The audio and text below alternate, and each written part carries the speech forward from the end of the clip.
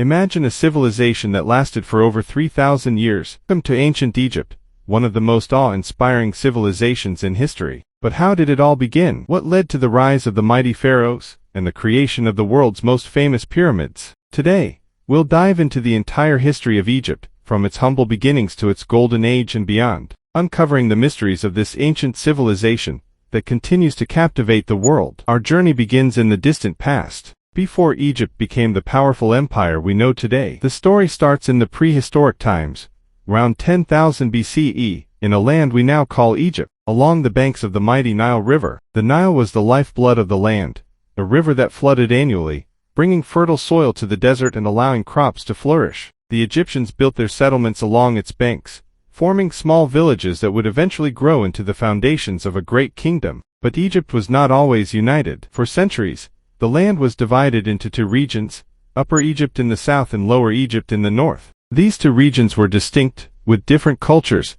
traditions, and rulers. But everything changed around 3100 BCE, when a ruler known as Narmer, or Mens, united the two kingdoms, creating what we now call the First Dynasty. The Old Kingdom lasted from about 2686 to 2181 BCE, and was the beginning of Egypt's Golden Age. It was during this time that the Egyptians began constructing their most iconic structures, the pyramids. Pharaohs like Djoser, the ruler who commissioned the first pyramid, revolutionized Egyptian architecture. But it was under the reign of Pharaoh Khufu that the world's most famous pyramid, the Great Pyramid of Giza, was constructed. The Great Pyramid, built at the height of Egypt's Old Kingdom, still stands today as a testament to the skill and ambition of the ancient Egyptians. It's estimated that over 2 million stone blocks, each weighing several tons, were used in its construction. But Egypt's golden age didn't last forever. After the reign of Khufu, Egypt began to experience a period of political instability and internal strife. The Middle Kingdom, 2055–1650 BCE, is often considered Egypt's second golden age, a time of political stability, military expansion, and cultural flourishing. Under the pharaohs of the Middle Kingdom, Egypt expanded its borders. Military campaigns were launched into Nubia to the south, and the Egyptians also made inroads into the Levant. The Middle Kingdom also saw a rise in monumental building projects, including the construction of impressive temples and tombs. It was during this time that the Egyptians began to solidify their identity as a unified and powerful civilization, expanding both their political influence and cultural legacy. The New Kingdom, 1550–1077 BCE, was the pinnacle of Egyptian power and prosperity. This era saw the rise of some of the most famous pharaohs in history, including Hatshepsut, Akhenaten, and Ramses II. Hatshepsut, one of Egypt's few female pharaohs, is remembered for her impressive building projects, including the Grand Temple at Deir el-Bahari.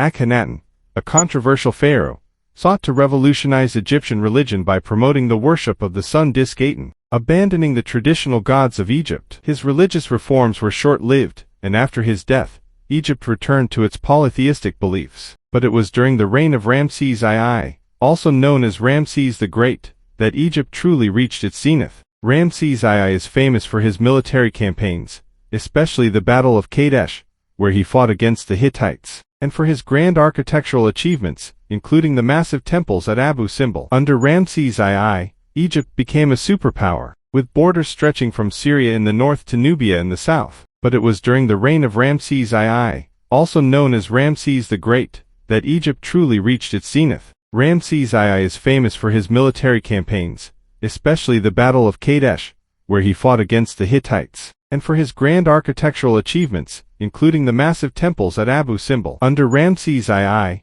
Egypt became a superpower, with borders stretching from Syria in the north to Nubia in the south. Ramses II, in particular, left behind a legacy of monumental architecture, military conquests, and diplomatic achievements that would ensure his place as one of Egypt's greatest pharaohs. But after the reign of Ramses II, Egypt began to experience a slow decline. The empire became weakened by internal struggles, invasions from foreign enemies, and economic troubles. By the time of the Third Intermediate Period, 1077–664 BCE, Egypt had been divided into smaller kingdoms, and the once mighty civilization began to lose its influence. In 332 BCE, Egypt was conquered by Alexander the Great, marking the end of the ancient Egyptian Empire, and the beginning of Greek rule in Egypt. Though Egypt's political power declined, its cultural and intellectual legacy lived on. The ancient Egyptians had left behind a treasure trove of knowledge, art, and architecture that would influence generations to come. Today, the pyramids, temples, and tombs of Egypt continue to awe and inspire millions of people from all over the world.